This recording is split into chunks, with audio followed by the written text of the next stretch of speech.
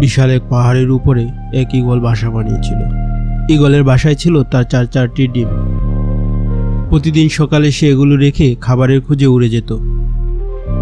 একদিন ঈগল যখন বাসার বাইরে ছিল, প্রচণ্ড ভূমিকম্পে গোটা পাহাড় নড়ে উঠল। এতে ঈগলের একটি ডিম বাসা থেকে ছিটকে পড়ে গেল।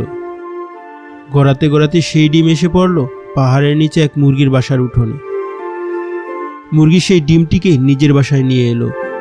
সেই ডিমটিকে তার অন্যান্য ডিমের সাথে রাখলো, যত্ন করে তাকে তা দিতে থাকলো। একদিন সেই ডিম ফুটে ঈগলের একটি সুন্দর বাচ্চা বের হলো। মুরগির বাচ্চাদের সাথে ঈগলের বাচ্চাটি বড় হয়ে উঠতে লাগলো, কিন্তু সে ভিতর থেকে সবসময় অন্য কিছু অনুভব করত। আকাশে একদিন ঈগলের একটা জাককে উড়ে বেড়াতে দেখে সে মুরগিকে বলল, ইস, যদি আমি তাদের মতো উড়ে বেড়াতে পারতাম। মুরগি হেসে উত্তর দিল, তুমি কিভাবে উড়বে? তুমি তো মুরগি, এবং মুরগিরা কখনো উড়ে না। ঈগল মাঝে মাঝে তার সগোত্রীয়দের উড়ে বেড়াতে দেখত এবং স্বপ্ন দেখত সেও তাদের মতোই উড়ে বেড়াবে।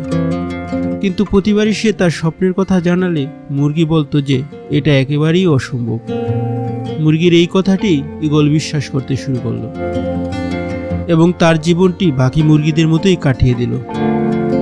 এভাবে অনেকদিন কাটানোর পর একদিন সে মারা গেল। আসলে আমাদের জীবনে এটা চরম সত্য, তুমি যা বিশ্বাস করতে শেখো একদিন তুমি তাই হয়ে উঠবে। তাই তুমি যদি ঈগলের মতো স্বপ্ন দেখো, তবে সেই স্বপ্নকে অনুসরণ করো। মুরগির কথায় কান দিতে যেও না।